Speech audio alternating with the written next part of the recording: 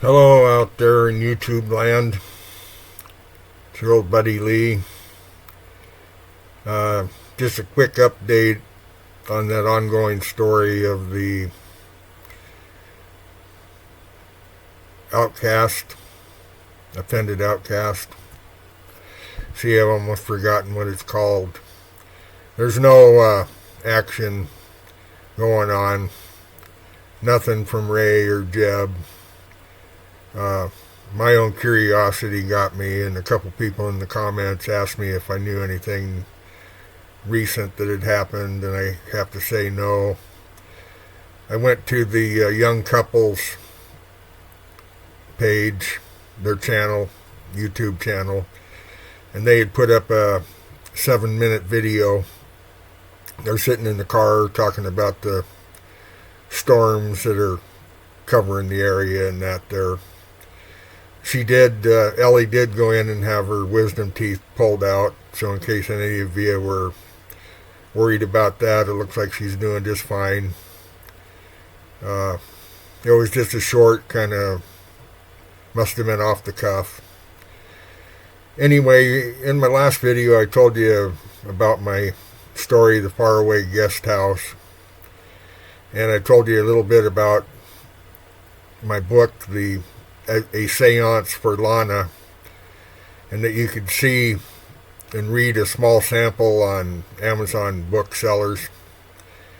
Down below the image of the book, you can click on a little link there, and you can read a chapter or two to give you an idea of what the story's about.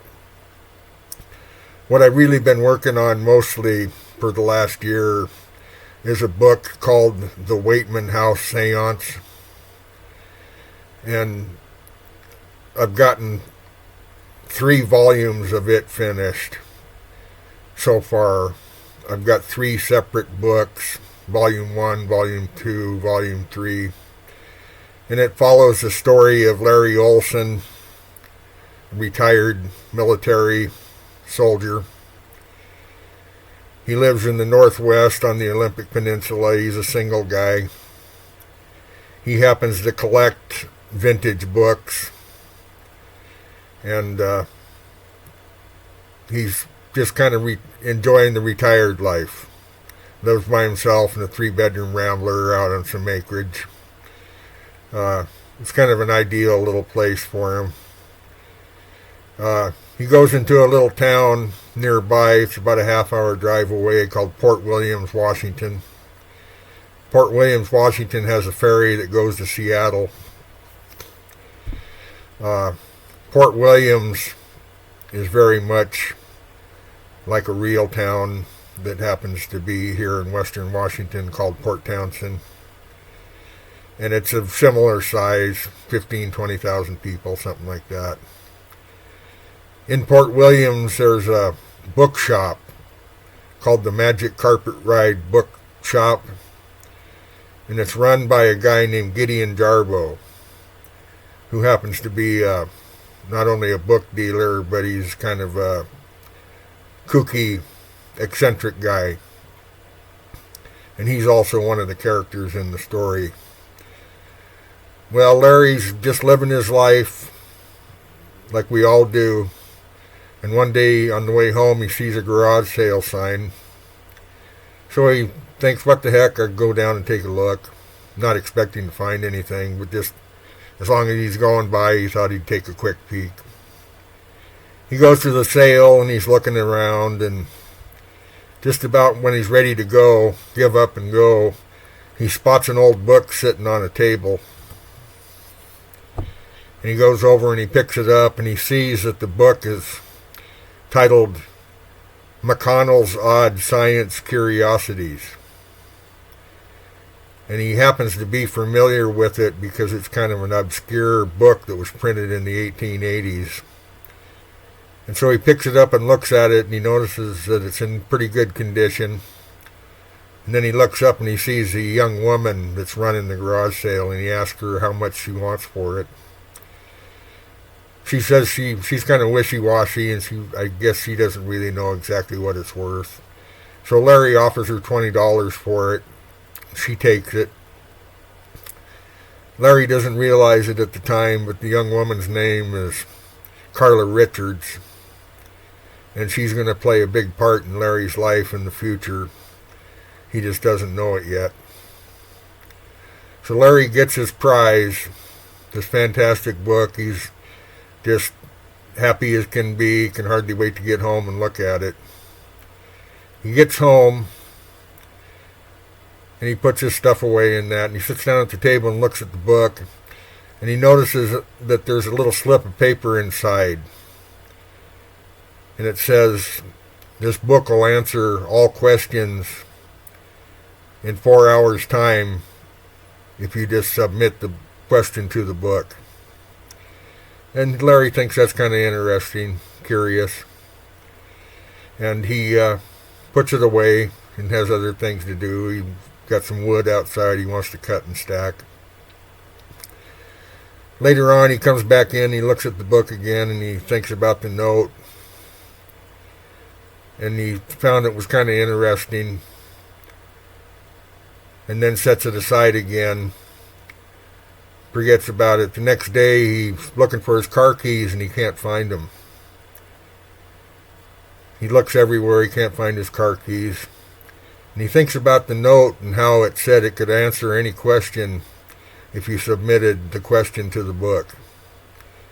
So he knew it was kind of crazy to even think about it, to consider it, but just for the heck of it, on a whim, he writes down, where are my car keys?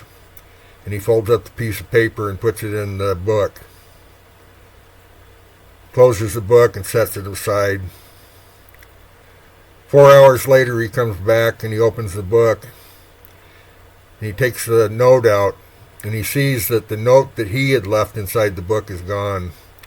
And it's replaced by another note written on some old, faded yellow parchment. He opens it up, and it says, the keys are out by the stump on the side of the house, under some leaves and dirt. Larry looks at it and thought, wow, man, I must be having a stroke because this is crazy. He wondered even if somebody had broken into his house and was playing some kind of trick on him. So he thought, well, I'm going to prove this is just a bunch of BS. And he walked out to the stump and started pushing the dirt around to see if his keys were there. And all of a sudden he heard the clinking of metal, and he found his keys were exactly where the note in the book had predicted. All of a sudden, he started to look at the book differently. And that was where Larry started to unravel the mystery of the book. He found out that the book was owned by the girl who sold it to him at the garage sale. It was owned previously by her Uncle Clarence Richards, who happened to be a world book collector specializing in occult books. And then Larry started to submit more questions on pieces of paper to the book, set the book aside, and come back 4 hours later, and he started finding answers, and all the answers rang true. Well, of course, he wanted to go back down to where he got the book and ask the young woman questions about it. He wanted to see if she had any more. So he went down there the first time. There was nobody there. All the sale stuff had been put away. And he was just kind of looking around, and he saw the free box from the garage sale sitting over by the corner of the step. He walked over there, and he saw that there was a couple of items in the free box besides the junky stuff. He saw there was an old atlas, world atlas in there from the 1890s. And he saw that there was another older book as well. And he figured since they were free, he'd go ahead and take them. There wasn't anybody there. He saw they were free, he took them. No harm done. He took them back out, and he saw that the same person that owned the Oracle book also was the person who owned these other two books. And in one of the two books he found in the free pile, the free box, there was a handwritten message inside the Wind's World Atlas. And it told a little bit of the background of Clarence Richards, the book collector. And it introduced another character, Clarence's great aunt, Mary Richards, who happened to be deeply involved in the occult sciences. Well, the story keeps on growing from there. I just sat down at the typewriter, at the word processor, and kept on typing, and it just kind of grew legs on its own. Pretty soon, the fellow that owned the bookstore in Port Williams, Gideon Jarbo, he started his own little campaign because he wanted the Oracle book too. He wanted a book that if you submitted a question on a slip of paper, came back 4 hours later, and the answer was there for you. Gideon saw value in that. I suspect as you've listened to my story that you'd probably like to have a book that you could write a question in, fold up the slip of paper, close it in the book, and come back later and have the answer. Well, the story grows from there. Larry goes back and sees Carla, the young woman, and they sort of form a bond. And then I introduce a villainous guy that comes in, and he's working for somebody in the shadows who's also after the Oracle book. As the story develops, it starts to be clear that there's other forces swirling around this Oracle book and the dead guy, Uncle Clarence Richards. Through the course of trying to figure out who some of the people are, Larry discovers that a rich millionaire lady, 85-year-old Janet Weightman, is involved somehow. Janet Weightman owns an old Victorian mansion on 2,000 acres that's situated on Hood Canal. If you don't know, Hood Canal is a large body of water that's west of Seattle. Now we've got Janet Weightman, the eccentric millionaire. She wants the Oracle book too.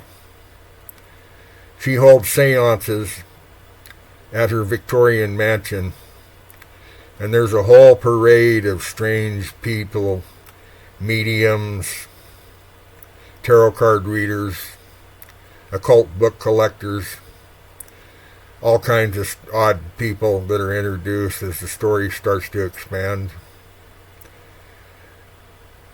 It comes around that she has a security officers there, and high security, because Janet is also an international bookseller.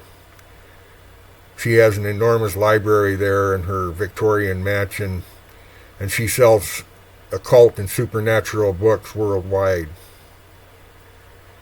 Janet is connected to a 95-year-old psychic medium named Tatianna Lupenski, who comes to visit Janet, and they have the first of a series of seances in the old Victorian mansion.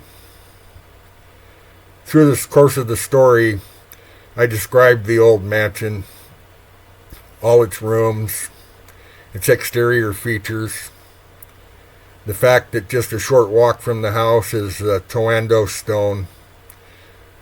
It's a place where the ancient Indians used to gather because it's rumored to have supernatural spirits that live in that area of the forest. It's a long story. I can't explain it all to you in 15 minutes, so I'll continue my explanation on the next video in the next day or two. Thanks for listening, and have a great evening. Enjoy.